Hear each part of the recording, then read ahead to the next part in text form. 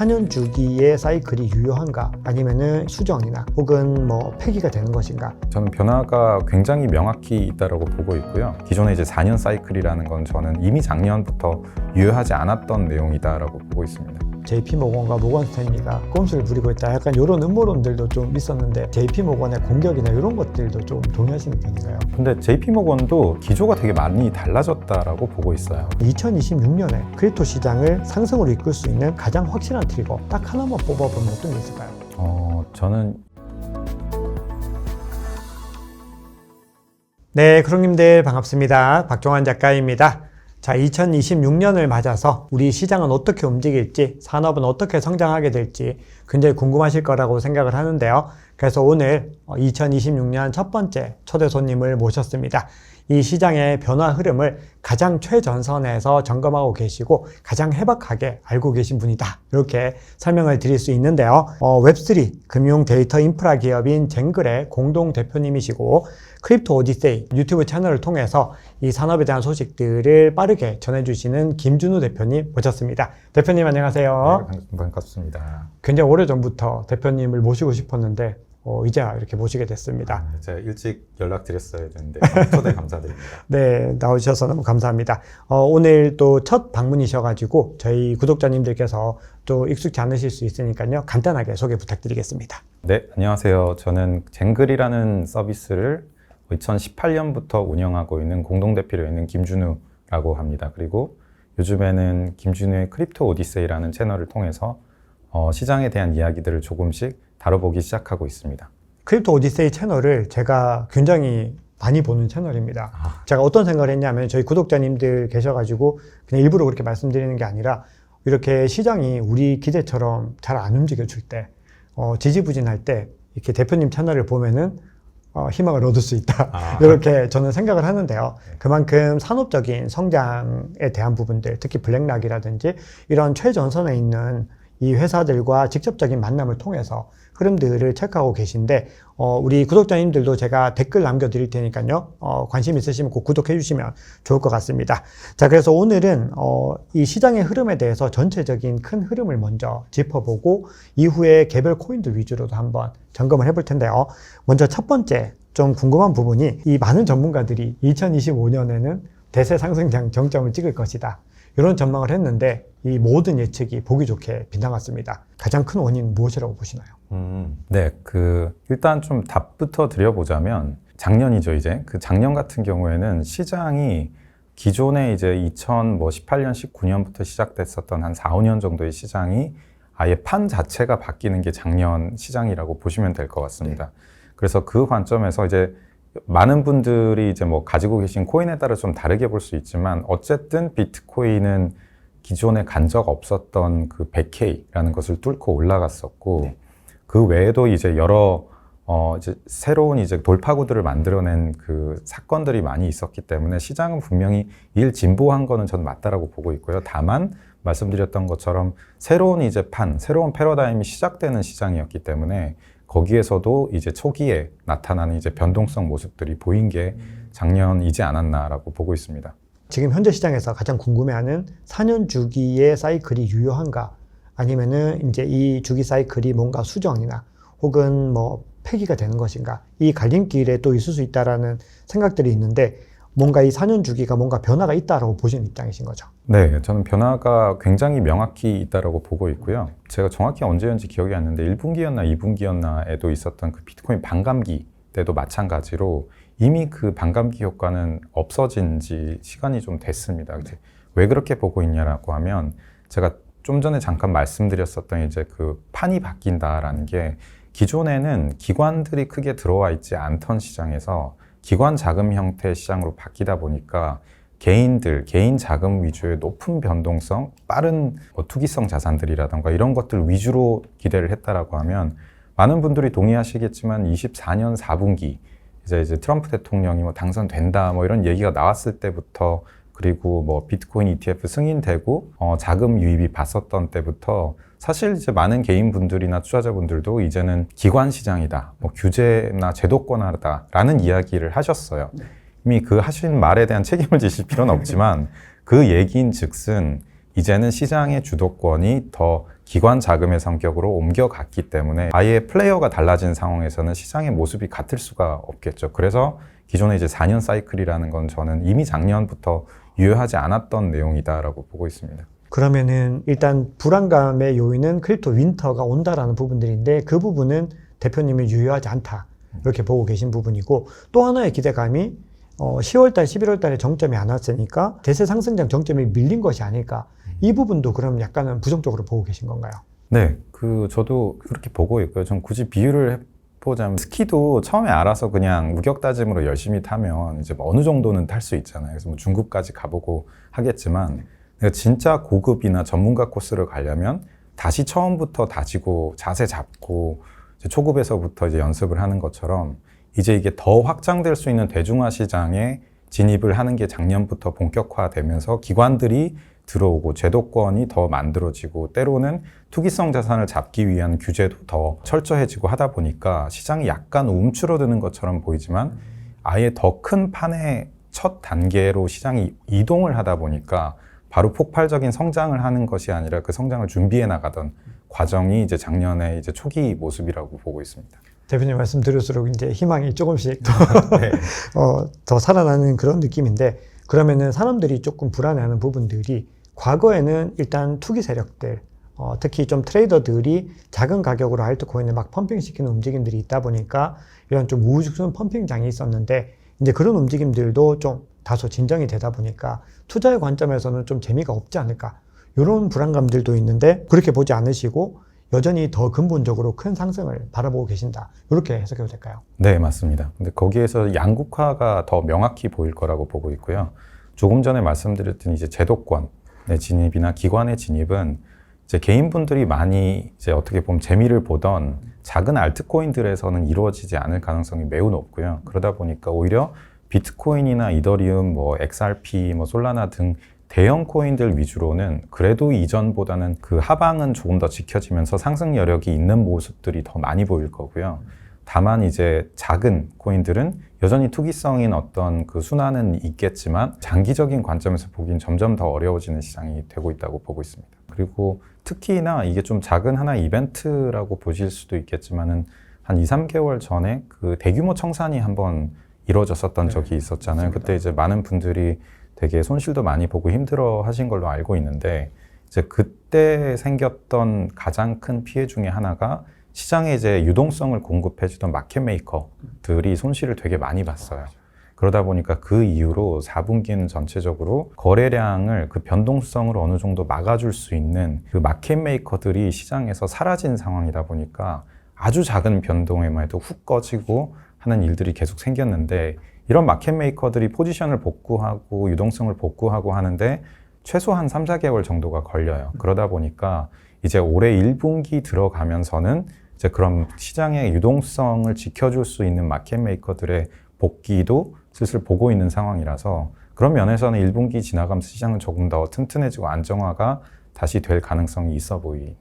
이렇게 전체적인 시장의 상황에 대해서는 진단이 됐는데, 그러면은 2026년에 이 크립토 시장을 상승으로 이끌 수 있는 가장 확실한 트리거 딱 하나만 뽑아보면 어떤 게 있을까요? 저는 여전히 그 정책과 기관 진입이라고 보고 있습니다. 네. 저는 이제 미국에서 나오는 그 크립토에 대한 이제 법안들이나 정책 방향을 되게 중요하게 보고 있는데, 이게 단순히 크립토 쪽으로 볼 게 아니라 뭐 최근에 이제 우리나라에서도 좀 뭐 원화 약세 뭐 방어한다라고 하면서 나왔던 얘기 중에 하나가 이제 미증시 투자가 있는데, 그게 우리나라에서만 일어나는 일은 아니고요.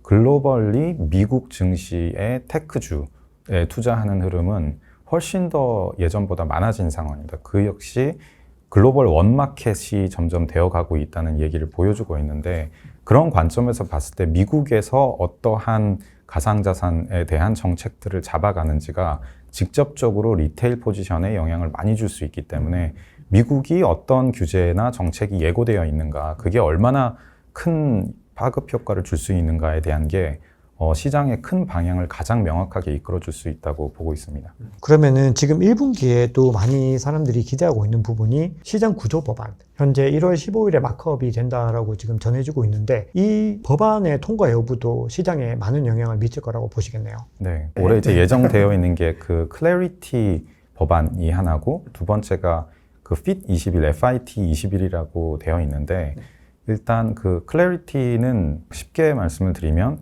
이제 코인이 증권이냐 아니냐를 그냥 명확히 해준다 해서 그냥 그 단어 뜻 그대로 이제 클래리티 하는 거고 그렇게 하면 이제 하방이 많이 지켜지겠죠.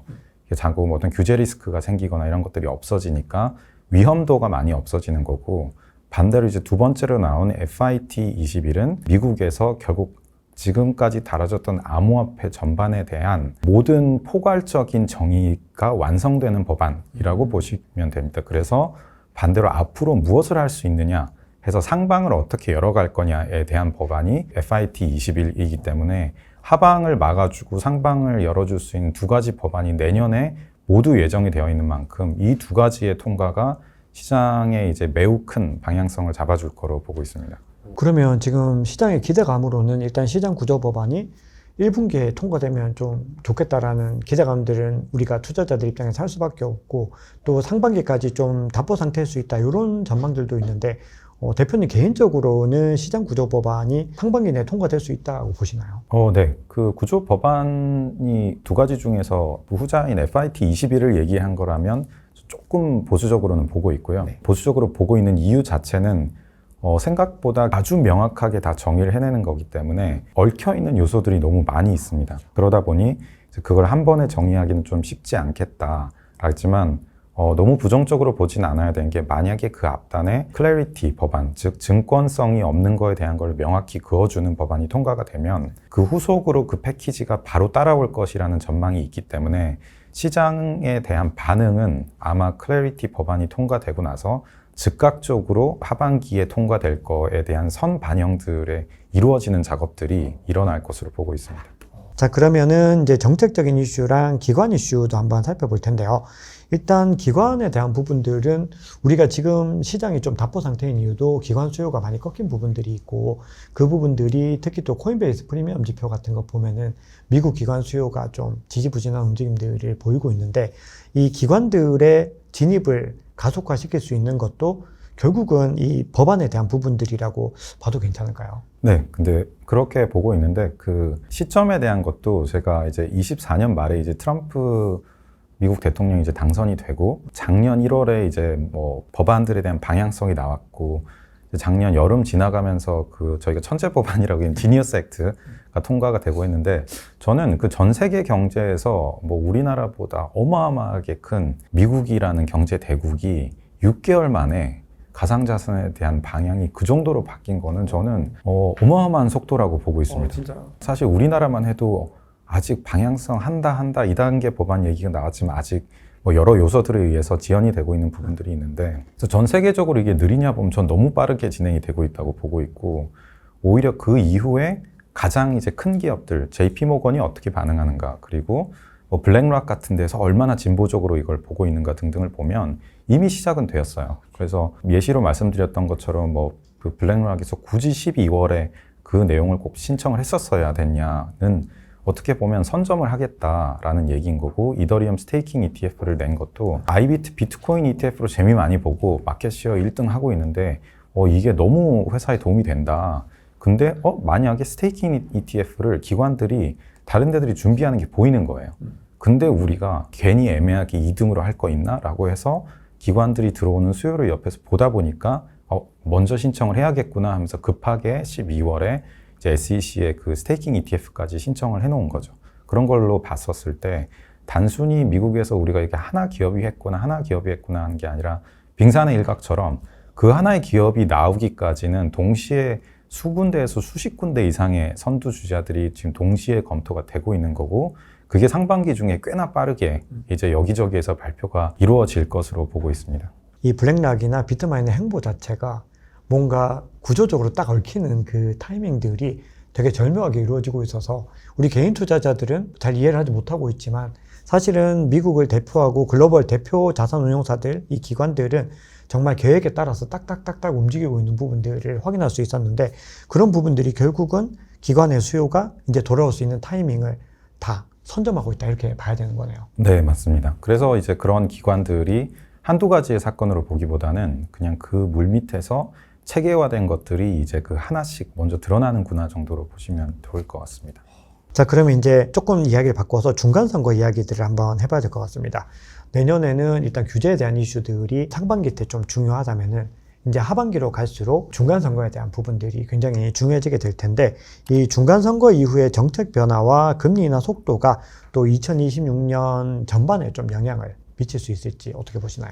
네, 영향은 분명히 있을 거라고 보고 있고요. 근데 이제 그 어떤 인하의 폭이나 이런 것보다는 그 자체에 조금 더 의미를 둘 것 같습니다. 그리고 제일 처음에도 잠깐 말씀드렸지만 AI 같은 경우에는 시장이 안 좋았던 작년이나 재작년부터 붐을 일으키고 갔었기 때문에 이게 전체적인 매크로 영향도 있겠지만은 크립토 시장 아직 되게 작잖아요. 이제 그런 관점에서 아직 작은 시장인데 매크로 영향에 영향을 받더라도 만약에 스테이블 코인이라든지 RW나 결제 쪽 기관 진출이 본격화되는 것들이 보였을 때는 아직 충분히 단일 섹터 관점에서는 집중되고 유동성이 영향을 크게 받을 수 있는 여지가 훨씬 많은 산업이라서 매크로 영향이 나쁘지 않다라고 하면 오히려 산업 발전적 요소들에 의해서 시장 상승은 생각보다 강하게 올 수 있다라고 보고 있습니다.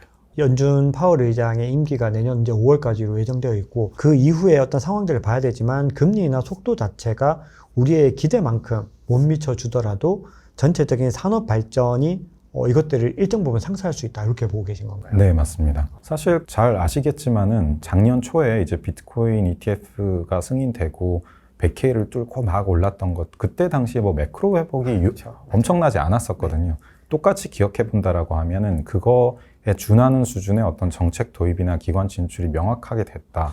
그게 분위기가 반전되었다고 느끼는 순간 바뀔 수 있는 것 같아요. 그게 우리나라에서만 하더라도 작년 2분기쯤에 스테이블 코인 붐이 막 일었다가 하반기 좀 잠잠했었는데 12월에만 보더라도 뭐 사실 뭐 코비드 인수에 대한 뭐 미래에셋에서 진출을 한다. 뭐 이런 이야기도 나왔고 하는 것처럼 이 기관 진출들이 보이다가 어느 한순간 이게 계속 되고 있는 거구나. 그 분위기에 대한 반전이 구조적인 그 요소에 맞아떨어졌을 때에는 한순간에도 이게 시장이 변할 수 있는 정도의 초기 시장이라서 그런 면에서는 그 분위기 요소로서의 하나의 조건으로만 보는 게 더 맞을 것 같습니다. 자, 그러면은 지금 이 시점에 그럼에도 이 투자자들은 조바심을 계속해서 내고 있고 개인 투자자들의 입장에서는 기관 투자자들과는 약간은 좀 다른 관점으로 시장을 바라보고 있을 텐데 만약에 이제 이 개인 투자자들이 기관의 시각에서 이해해야 되는 부분들이 있다면은 그 핵심적인 포인트는 무엇이라고 보시나요? 기관들은 아시다시피 그냥 거래소에 계좌 개설해서 바로 투자할 수 있는 조건들이 아닙니다. 그래서 기관들이 투자하기 위해서는 뭐 회계 장부상 이걸 어떻게 인지할 건가, 규제 당국은 이걸 허용을 해주는가, 그리고 내가 투자를 했을 때 그 자산을 수탁을 안전하게 해줄 수 있는 대리인이 있는가, 뭐 등등 여러 환경적 요소가 갖춰져야지 기관들은 투자를 할 수 있게 됩니다. 즉 내가 거기서 수익을 5% 10%를 더 내느냐에 대한 베팅도 있지만 절차상의 문제나 환경적 요소가 있어야지 되는데 이 요소가 아마 이제 기관들의 진출에 매우 중요하기 때문에 그냥 시장 분위기가 좋은데 기관은 왜 투자 안 하지? 바본가? 뭐 이런 측면으로 보다는 기관이 이 정도로 들어왔을 때에는 그런 모든 요소를 제외하고 주변 제반 요소가 갖추어지는 타이밍에 기관들이 들어올 수 있게 되는 거죠. 그래서 뭐 예를 들어서 개인분들은 이게 커스터디 라이센스가 어떻게 되고 있다가 그냥 뭐 거래소에 맡겨놔도 되는데 뭐로 보실 수도 있지만 기관 입장에서는 이게 너무 중요해지는 요소인 거죠. 이게 되면은 우리 자금 관리 측면에서 문제가 없기 때문에 아주 작은 비율이라 하더라도 큰 돈을 넣을 수가 있는 구조가 되는 거기 때문에 그리고 좀 중장기적인 투자 관점은 너무나도 잘 아실 거라서 그런 이제 판단에 대한 방해 요소가 지금 제거되고 있는 게 요즘의 분위기다라고 보시면 좋을 것 같습니다. 자, 그러면은 이제 주요 테마들도 한번 점검을 해볼 텐데요. 지금 시장에서는 뭐 블랙락도 그렇고 월가의 거물들이 RWA라는 키워드를 굉장히 계속해서 얘기를 하고 있습니다. 그래서 각종 보고서에서도 빠지지 않고 등장하는 게 RWA라고 하는 이 실물 연계 자산인데요. 과연 2026년에 이 섹터가 크립토 시장의 메인 트렌드가 될 수 있다고 보시나요? 답변부터 드리자면 저는 될 수 있다라고 보고 있습니다. 근데 이유가 뭐냐에 대한 이야기를 드리면 사실 뭐 잘 아시는 얘기겠지만 이제 블랙락에서 그 이제 체어맨이 레리 핑크가 비트코인 백서를 읽고 공부를 하면서 어려운 시기에도 비트코인 ETF를 내는데 승인을 했고 이제 시작을 한 게 굉장히 큰 움직임이었는데 사실 저는 이걸 뭐 폄하하고자 하는 생각은 없지만 이마저도 블랙락의 원래 산업과는 좀 떨어진 그 새로운 자산군 중에 하나인 비트코인을 가지고 하는 시도였었어요. 근데 그러면 RWA라는 거를 기존에 있는 대형 금융기관의 수장들이나 기관들이 나는 크립토를 하고 싶다. 아니면 새로운 어떤 도박을 해보고 싶다. 베팅을 해보고 싶다의 관점으로 보느냐 하면 그게 전혀 아니고 사실 뭐 블랙락이 비트코인 ETF 잘 됐다 해도 얼마 벌었겠습니까? 기존 사업에 비해서. 그러면 나머지 99% 산업에 해당되는 기존 금융산업에 그 레일을 아예 바꿀 수 있는 것 중에 하나의 요소로 이 RWA를 보고 있기 때문에 이거는 큰 금융기관이 디지털 자산으로 뭔가를 해본다가 아니라 기존에 내가 수익을 내고 사업을 하던 핵심인 99%의 영역을 어떻게 확장할 수 있는가의 관점에서 이게 어마어마한 대안이 될 수 있구나 라는 관점이기 때문에 RWA는 기존 대형 금융기관 입장에서는 코인쟁이들의 코인이 아니라 기존 금융 인프라를 확장할 수 있는 하나의 아주 중요한 기술 필러로 보고 있기 때문에 아예 그 보는 시선 자체의 출발점 자체가 다르다라고 보시면 좋을 것 같습니다. 펀드 트렛의 공동 창립자이면서 비트마인 이사회 의장인 이 톰리가 계속해서 하고 있는 이유가 본인이 이더리움을 주목하는 이유는 월가의 자본들이 결국은 블록체인 위로 다 올라오게 될 텐데 그때 가장 일선에 있는 가장 기관들이 선택하는 첫 번째가 이더리움이 될 것이기 때문에 중장기적인 관점에서 굉장히 우호적으로 본다라는 이 관점도 동의하시나요? 네, 맞습니다. 그 RWA를 쪼개서 보면 이제 금융시장에서 원래 나오는 것처럼 1차 시장인 발행시장과 2차가 이제 유통시장 있을 거고 뭐 나아가면 이제 세 번째 운용 시장까지 볼 수 있을 텐데 지금은 발행 시장 쪽에 주목을 하고 있지는 않는 것 같아요. 뭐 이제 금융기관 입장에서 처음에 발행을 하겠지만 발행이 하나가 되고 나서 몇 년에서 몇십 년 동안 이제 유통이 되고 운영이 될 수 있기 때문에 이제 그 후자를 더 준비해 나가는 관점에서 주목을 하고 있는데 마찬가지로 그러면은 왜 더 이렇게 운용 측면에 관심을 가지냐 하면 좀 연결되는 얘기지만 사실 작년에 DAT가 굉장히 주목받았었잖아요. 그리고 기관들 진입이 많이 이루어지고 있다라고 하는데 보통 자산운용사에서 어떤 현물을 매입을 하면 그냥 가만히 가지고 있는 게 아니라 운용을 해서 수익을 더 내게 되는 구조가 있는데 사실 디지털 자산은 그러지는 못했었어요. 근데 이제 그 부분을 본격적으로 해결해 나가는 게 스테이킹이라든가 하는 서비스의 운용인데 지금까지 수많은 기업들이 자금을 넣어서 DAT도 만들어내고 펀드를 만들어냈는데 이 펀드에서 추가 수익을 낼 수 있는 방법이 뭐냐로 가면 이제 그 디파이로 연결이 되는 거고 디파이를 그럼 누가 제일 잘하고 있었냐 어디에서 디파이가 제일 맞냐라고 했을 때 이제 이더리움 생태계가 수년간 유지되고 발전되는 모습들 그리고 유동성이 되는 모습들을 보면서 거기에서의 이제 넥스트 스텝을 보고 있는 게 이제 톰 리의 이야기인 것 같습니다. 자, 그러면 이제 DAT 전체적인 전략들, 이더리움을 중심으로 하는 가장 핵심적인 전략들을 좀 잘 짚어주셨는데 지금 시점에서 아마 우리 또 구독자님들이 가장 궁금해하시는 것 중에는 스트래티지 관련된 이슈가 있을 것 같습니다. 아마 방송이 나갈 때쯤이면 아직까지는 이 여부가 결정이 안 될 텐데 1월 15일을 기점으로 해서 MSCI 지수 편출에 대한 부분들이 있는데 이 결과에 대한 개인적인 전망과 이게 미치는 영향 어떻게 보시는지 궁금합니다. 사실 저도 이제 그게 되게 궁금한 요소이긴 한데 그 어느 쪽으로 나올지는 저도 아직 사실은 잘 모르겠습니다. 근데 이제 반대로 이제 좀 더 긍정적으로 이제 보는 관점에서는 지금 미국 정부에서도 디지털 자산 이렇게 밀고 있고 새로운 금융자산사들이 이거를 추진을 하고 있는 과정에서 과연 그거에 대한 반대되는 기조를 거기 한 군데에서 과연 내서 시장을 냉각시키는 효과를 할까에 대해서는 저는 조금 부정적으로 보고 있고요. 아시다시피 또 우리가 자꾸 이제 뭔가 좋은 일이 있었다가 지나가면 이제 또 익숙해져서 까먹는데 그 스테이블 코인 시장이 왜 이렇게 성장을 했냐 그리고 미국에서 지니어스 액트라는 게 통과가 되고 왜 미국 정부에서 그렇게 스테이블 코인부터 먼저 했을까를 보면 이제 미 국채에 대한 매입을 누가 제일 많이 하고 있고 요즘 새로 하느냐가 이제 그 스테이블 코인 회사들이다 보니까 그 스테이블 코인에는 미 국채만 있는 게 아니거든요. 그러면 이제 여러 또 다른 비트코인도 있고 하다 보니까 그러한 이제 스테이블 코인이나 이제 디지털 자산의 향방에 있어서 성장성을 어마어마하게 제약을 할 수 있는 요소들이 있다 보니까 그거에 대한 한계성이 있고, 두 번째로는 그래도 편입이 유지되지 않을까라고 이제 보는 이유 중에 하나 제가 좀 동의가 됐었던 부분들은, 그러면은 다른 자산들을 금을 많이 들고 있는 회사면 이거는 그 회사 가치를 빼야 되는 거냐 하면, 다른 자산들을 많이 보유하고 있는 회사는 왜 편입을 제외시켜야 되냐에 대한 내용도 똑같이 나올 수 있기 때문에 이런 법적 리스크에 대한 우려가 있고,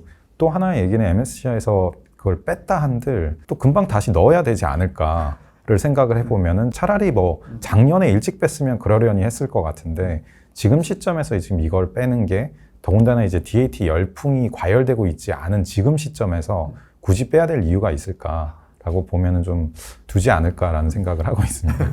그러면 일각에서는 이 많은 또 커뮤니티를 중심으로 해서 뭔가 JP 모건과 모건 스탠리가 꼼수를 부리고 있다, 약간 이런 음모론들도 좀 있었는데, 개인적으로 그런 JP 모건의 공격이나 이런 것들도 좀 동의하시는 편인가요?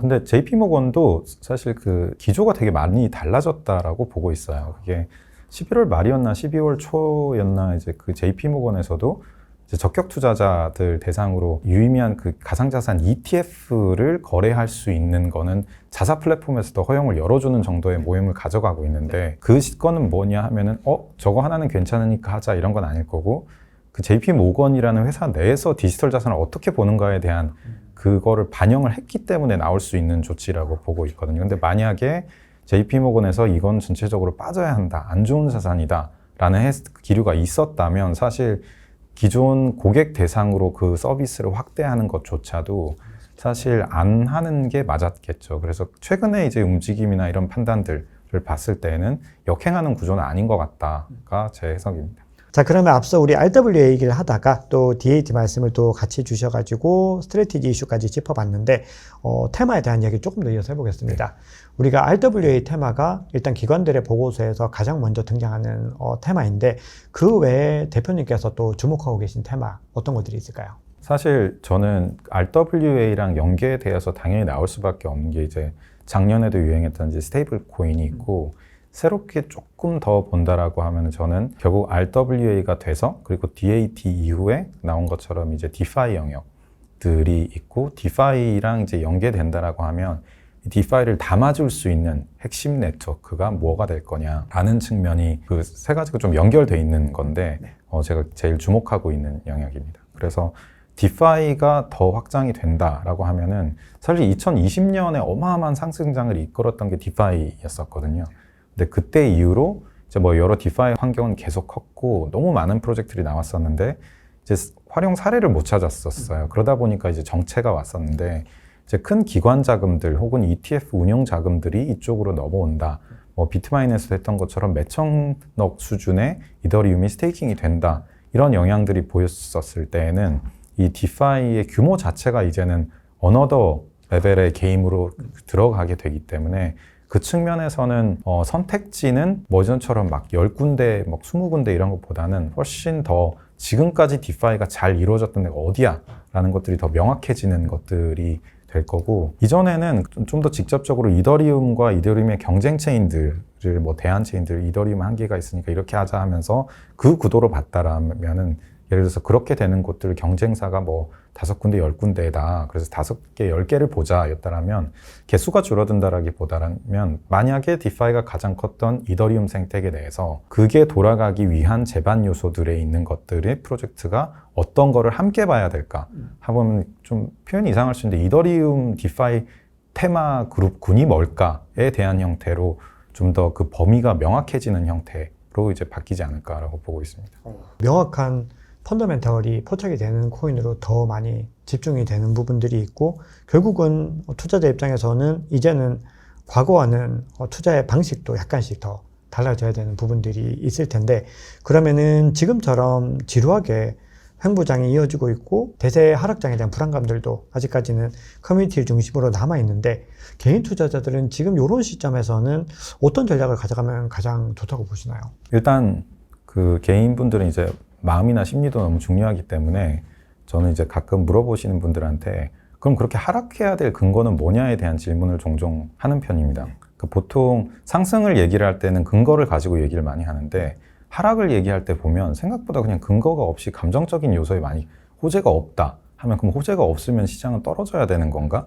라는 식으로 얘기를 하다 보면 생각보다 이게 좀 허상이었구나 라는 경우가 있기 때문에 마음 다른 작업부터 먼저 해보시면 저는 좋을 것 같고 좀 더 이제 돌아가서 이제 뭐 개인분들 관점에서 전략을 아까 말씀 양극화를 기본적으로 가정한 상태에서 비트코인을 제외한 나머지가 크게는 기존의 변동성 자산이었어요. 비트를 제외한 이더리움도 알트코인의 1등 주자였다 하고 그렇게 나머지 또 다 알트로 먹는 경향이 있었는데 비트코인은 가치 저장 수준으로 이제 명확하게 있을 거고 이더리움 같은 경우는 이제 변동성 높은 코인이 아니라 인프라 코인이라는 관점에서 저거는 저 구조로 되어 있는 코인이구나로 인지를 하고 내가 어떤 성격의 자산을 투자하는지에 대한 관점을 좀 바꿔서 보셔야 될 필요가 있고 그렇게 될 경우는 이제 이더리움은 인프라를 까는 거고 그 인프라가 잘 돌아가는 거 위해서 어떤 핵심 요소들이 필요할까를 이제 찾아보고 그 그룹 관점에서 이제 투자를 검토해 보시는 게 가장 유의미할 거라고 보고 있습니다.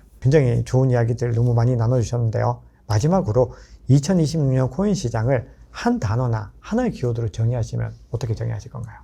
저는 대서사의 시작으로 이야기를 하겠습니다. 지금까지는 사실 조금 쉽게 얘기하면 그냥 코인하는 사람들의 시장이었었어요. 그런데 그게 2017년부터 심지어 한 2023년 정도까지는 그렇게 이어졌고 24년에 이제 미국에서 쏘아올린 공과 이제 규제 환경, 이제 기관들의 진출이 신호를 보이면서 이제 그 신호에 맞게 준비를 해오던 게 올해부터 이제 본격적으로 서비스로 움직임으로 그리고 규모 있는 이제 성장으로 보이기 시작할 거기 때문에 기존까지는 뭐 어떤 한 테스트였다, 하나의 뭐 실험장이었다, 그리고 거기서 이것도 해볼 수 있겠구나에 대한 다양한 가능성을 보는 시작이었다면 이제 어떻게 보면 작년부터 시작되어서는 이제는 이제 이게 대중화되고 도입되는 이제 앞으로의 뭐 5년 시장의 그 첫 단계가 지금 현재 단계구나라고 보시면 맞을 것 같습니다.